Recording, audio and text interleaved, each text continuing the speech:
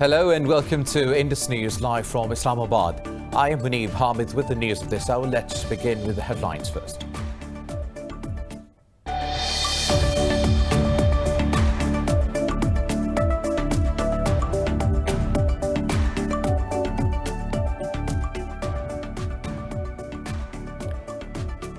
Pakistan says it has successfully internationalized the Kashmir issue despite Indian efforts to undermine the conflict.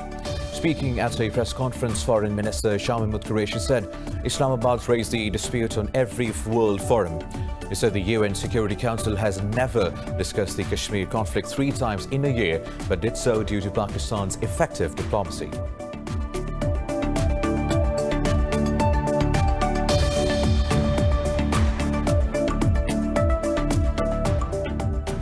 Israel's warplanes have attacked the Gaza Strip for a 7th consecutive night.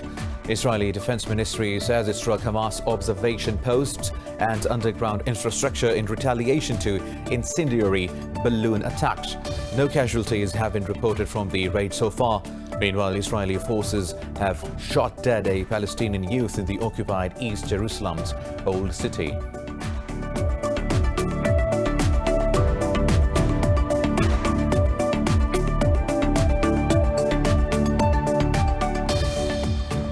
In Afghanistan, at least 10 people have been injured after multiple rockets targeted the diplomatic district in Kabul on the country's 101st Independence Day.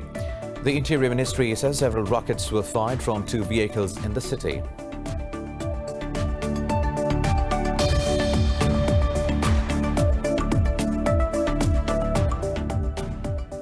India has recorded the world's highest number of daily deaths from COVID-19 as 876 more lost their lives, taking the toll to nearly 52,000. Brazil has reported 684 deaths and nearly 20,000 infections in the past 24 hours, while the US has recorded 440 deaths overnight, raising the toll to over 170,000 with 5.4 million infections. In Pakistan, 15 people have lost their lives to the virus overnight, taking the country-wide death toll to 6,190. Globally, the pandemic has infected over 21.8 million people and claimed more than 774,000 lives.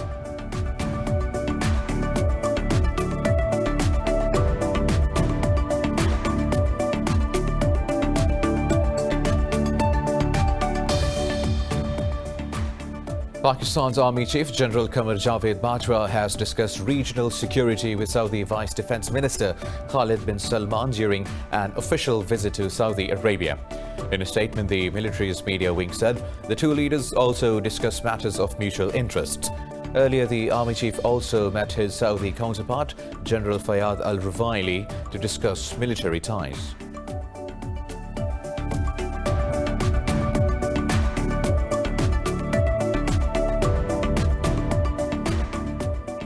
And in football, Inter Milan beat Shakhtar Donetsk by 5-0 at Mercedes Arena to reach the Europa League final. The Italian side will meet 5-time Europa champions Sevilla on Friday in the final.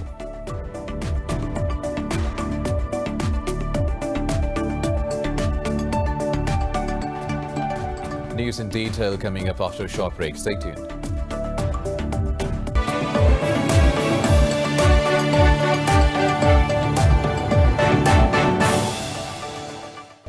Welcome back. Now for the news in detail. We start from Pakistan, which says it has successfully internationalized the Kashmir issue despite Indian efforts to undermine the conflict. Speaking at a press conference, Foreign Minister Shah Mahmood Qureshi said Islamabad raised the conflict on every world forum. Qureshi said the UN Security Council had never discussed the Kashmir conflict 3 times in a year, but it did so due to Pakistan's effective diplomacy. He said India has failed to isolate Pakistan diplomatically, and instead the world is now aware of Delhi's expansionist designs.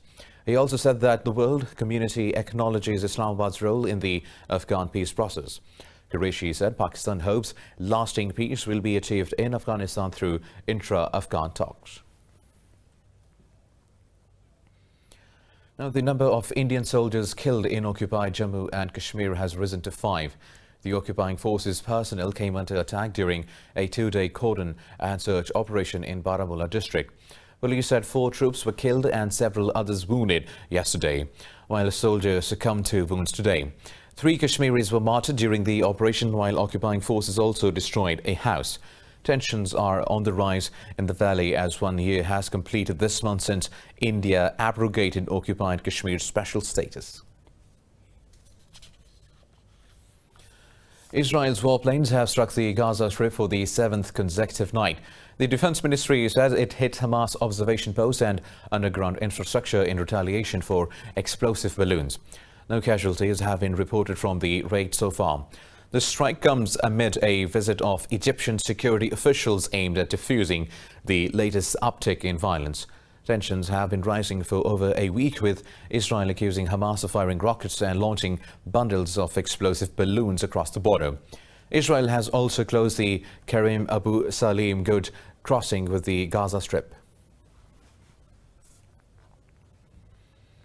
Israeli forces have martyred a Palestinian youth in the occupied East Jerusalem's Old City. Security guards shot the man near the entrance of Bab Huta, just outside the Al-Aqsa Mosque compound.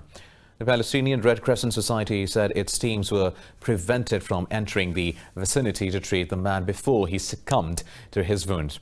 Israeli police claim the Palestinian was neutralized in retaliation of alleged stabbing attack.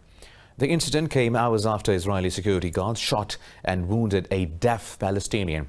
The civilian was not able to hear the orders to stop at a checkpoint in the occupied West Bank. Meanwhile, the US says Washington will not chase Palestinians for a peace deal with Tel Aviv as it shifts its focus on implementing the UAE-Israel Peace Pact. In a media briefing, senior White House advisor Jared Kushner urged Israel to focus on creating new relationships and alliances. Kushner added that Washington will not approve Tel Aviv's annexations in the occupied West Bank for some time. He blamed Iran for provoking regional strife, saying Tehran will not want Saudi Arabia and Israel to make a peace agreement. The White House advisor said Riyadh is committed to the cause of a Palestinian state and its people's economic prosperity. Earlier, Israel's President Reuven Rivlin invited the UAE's de facto leader and Abu Dhabi Crown Prince Mohammed bin Zayed Al Nahyan for a visit. Moving on, in Afghanistan, at least 10 people have been injured after multiple rockets targeted the diplomatic district in Kabul on the country's 101st Independence Day. The Interior Ministry said 4 children and a woman are among the injured. The ministry said several rockets were fired from 2 vehicles in the city. It was also not immediately clear who was behind the attack. The strikes come as the Kabul administration and the Taliban are set to start the intra-Afghan negotiations. Afghanistan's President Ashraf Ghani has warned that a possible international deal on the fate of Afghans will be rejected by Kabul.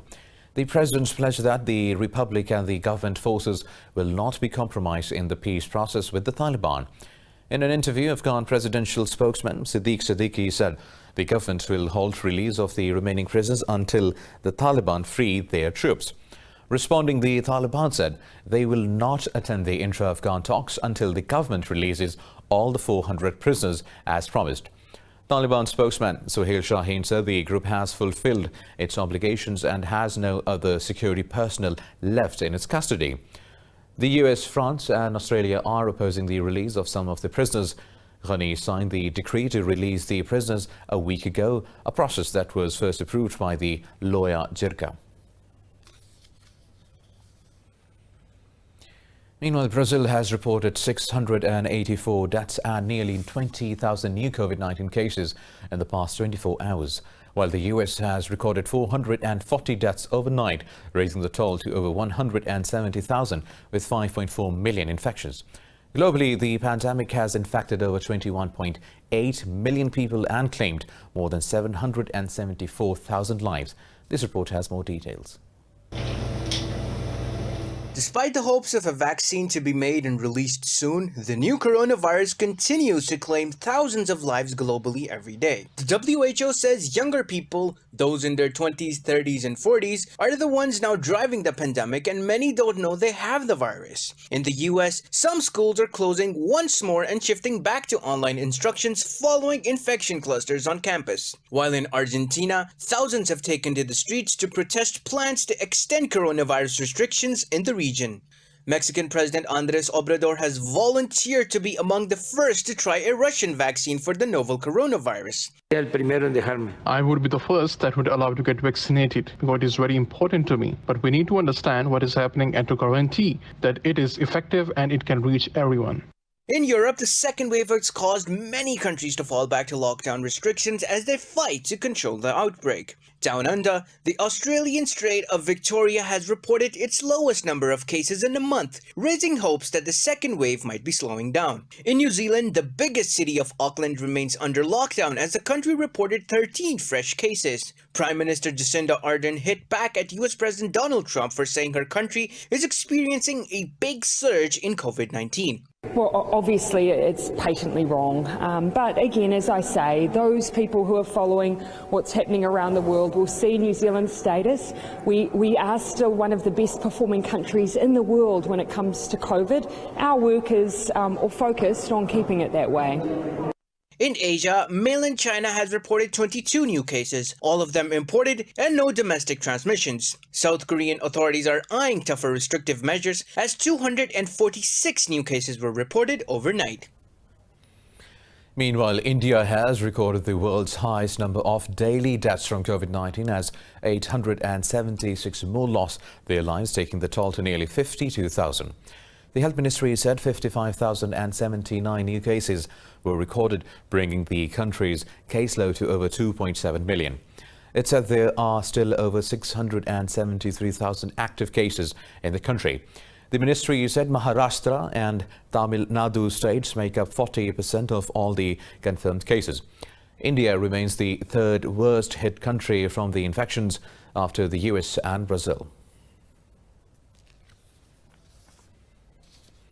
Pakistan's Drug Regulatory Authority has approved clinical trials of a COVID-19 vaccine. Officials say 200 volunteers will participate in a 56-day trial that will be carried out in collaboration with a Chinese company. In a statement, the National Institute of Health said the International Center for Chemical and Biological Sciences will carry out the test in collaboration with a Chinese company. Meanwhile, the Health Ministry said more than 270,000 people in Pakistan have recovered from the COVID-19. The ministry said the active cases have reduced to 13,600. It said 617 cases were reported overnight as the tally crossed 289,000. The ministry said 15 people have lost their lives to COVID-19 in the last 24 hours, raising the death toll to 6,190. Now, Pakistan's Army Chief General Qamar Javed Bajwa has discussed regional security with Saudi Vice Defence Minister Khalid bin Salman. Chief of Army Staff Bajwa is in Saudi Arabia on an official visit. In a statement, the military's media wing said the two leaders discussed matters of mutual interests. Earlier, the Army Chief also met his Saudi counterpart, General Fayyad al-Ruwaili, to discuss military ties. General Bajwa was presented the Guard of Honor at the Ministry of Defence upon his arrival. The head of the Inter-Services Intelligence, General Faiz Hamid, is accompanying the Army Chief.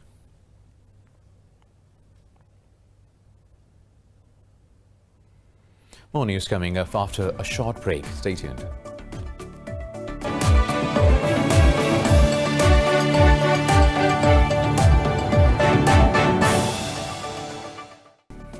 Welcome back. Now moving on with the news stories.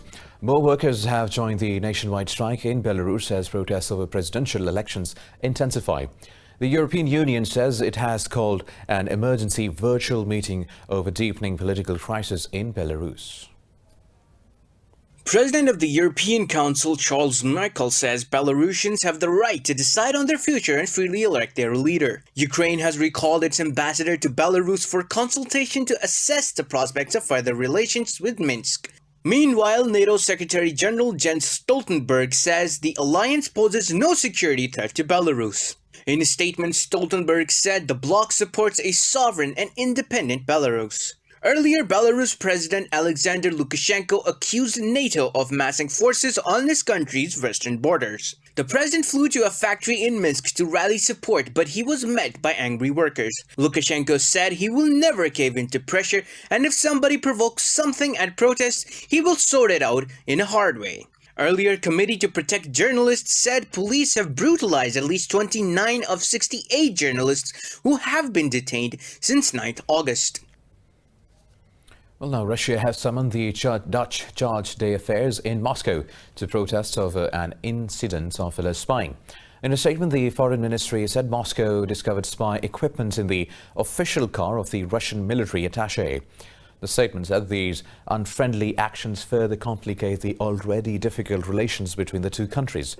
Moscow has called for immediate measures to prevent similar incidents in the future. According to Dutch public television, Prime Minister Mark Rutte declined to comment over the development.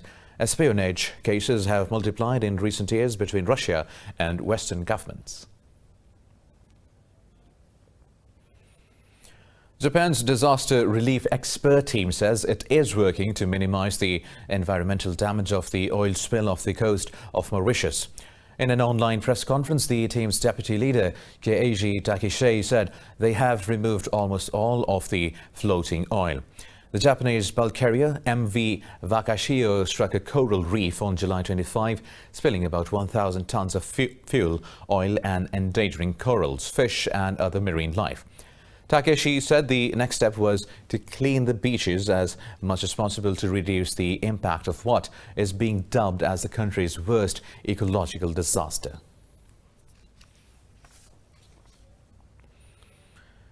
Now, Turkey says it has killed 3 militants of the Kurdistan Workers' Party in northern Syria.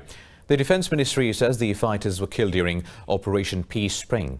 The ministry said it will not stop the operations against militants in the region. Since 2016, Turkey has launched a trio of operations across its borders into northern Syria. Ankara holds the fighters group responsible for the deaths of some 40,000 people in a 30-year conflict.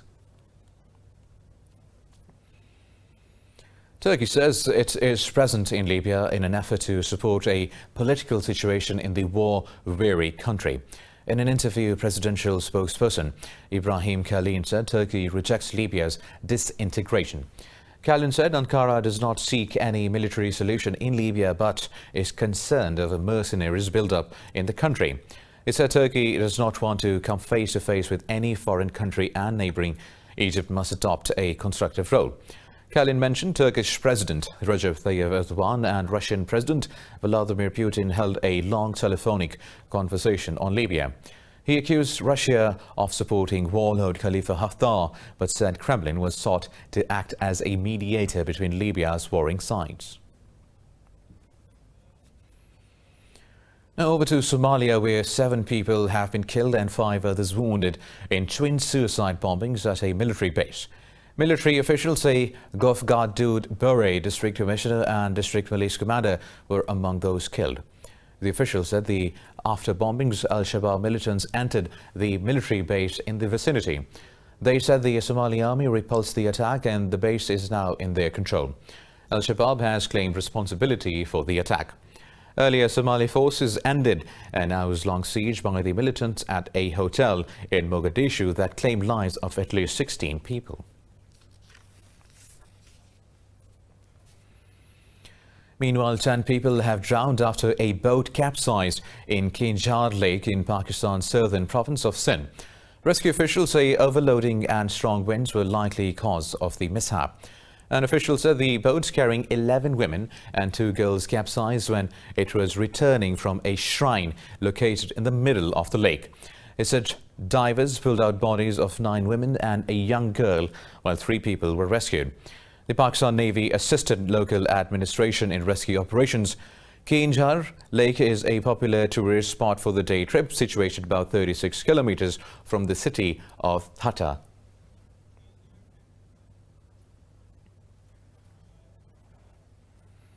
Now in India, 7 people have died in 2 days of torrential rains in the western state of Gujarat. The Met Department has predicted heavy showers in different parts of the state during the next 3 days. Officials said the deaths occurred due to extreme flooding and waterlogging. They said the government has deployed disaster response teams in the affected state. Gujarat has so far received 79% of its average annual rainfall.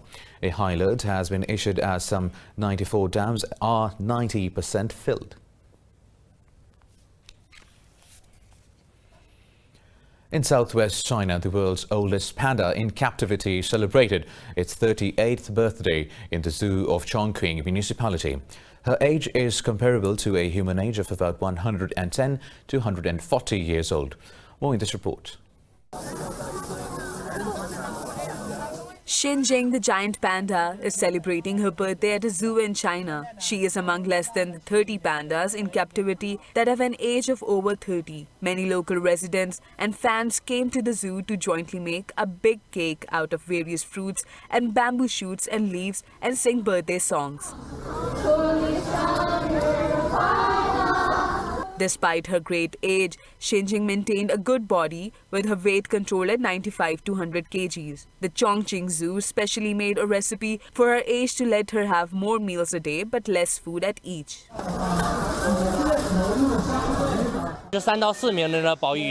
We have 3 to 4 staff members taking care of her, and other staff offer help at any time. We usually cut bamboo leaves into pieces before feeding her. We want to maintain Xinjing's weight at a suitable level so as to prevent such diseases as obesity, hypertension, high cholesterol, and high blood sugar, among others. Chongqing is known as an oven city during summer. To fend off the summer heat, zoo staff only let Xinjing go outside the panda house in the morning or evening. We have built a pond outdoors so that she can swim in it. We also often prepare cooling foods for her to eat, such as watermelons. Xinjing has given birth to 10 baby pandas so far. As of the end of 2019, she had 153 descendants who live in more than 20 countries and regions, including Canada, America, Japan, and China's Taiwan, Hong Kong, and Shanghai.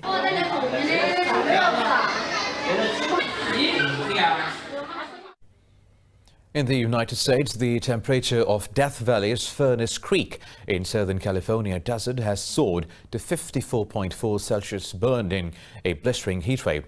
This is the highest global temperature in more than a century. More about the heat wave in this report.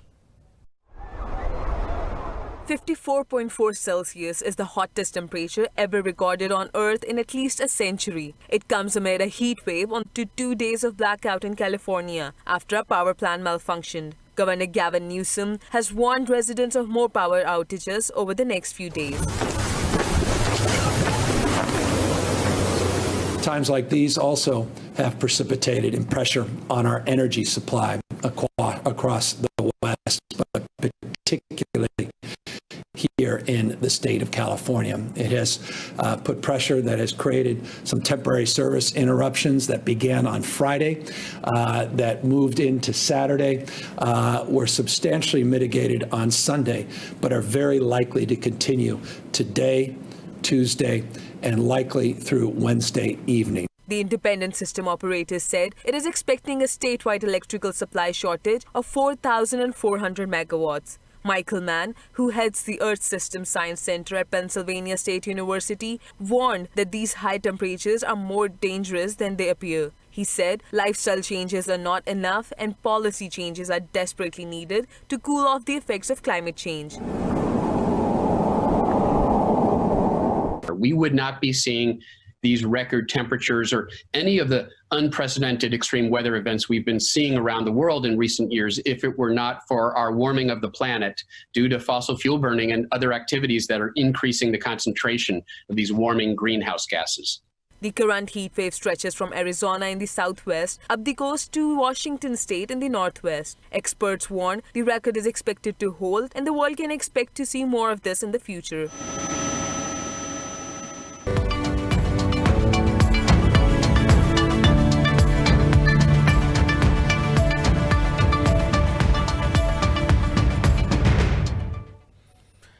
The US has set up a task force in partnership with Panama to crack down on money laundering and other financial crimes.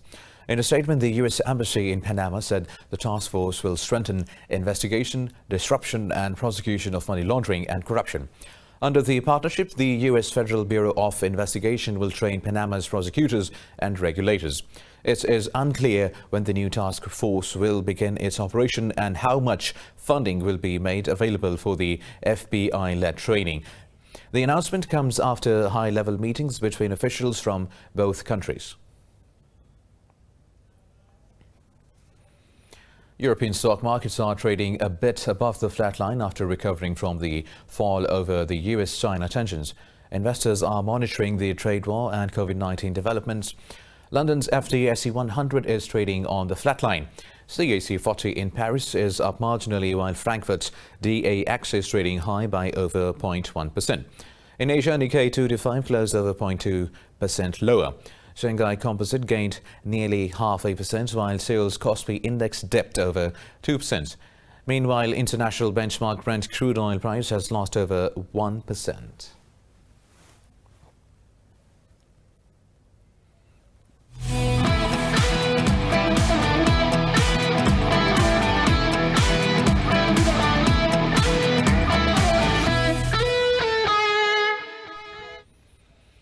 In football, Inter Milan beat Shakhtar Donetsk by 5-0 at Merkur Spell Arena to reach the Europa League final. The Italian side will meet five-time Europa champion Sevilla in the final on Friday, seeking their first trophy since 2011. Strikers Lautaro Martinez and Romelu Lukaku hit races as the utterly dominant Italians delivered a tactical masterclass in Dusseldorf. Martinez opened the scoring in the 19th minute as Shakhtar failed to register a shot on target in the first half. Danilo De Ambrosio hit the second in 64th minute, while Martinez struck again 12 minutes later for the Nerazzurri. Lukaku got in the late with a brace for his 33rd goal for the season, one short of legendary Ronaldo's record set in 1997 to 1998 season.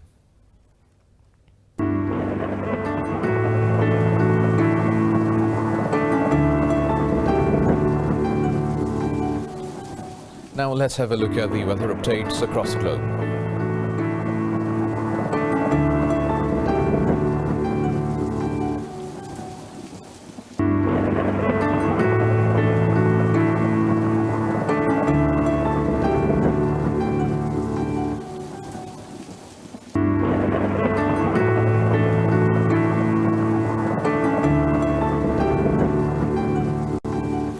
Well, that's all for now.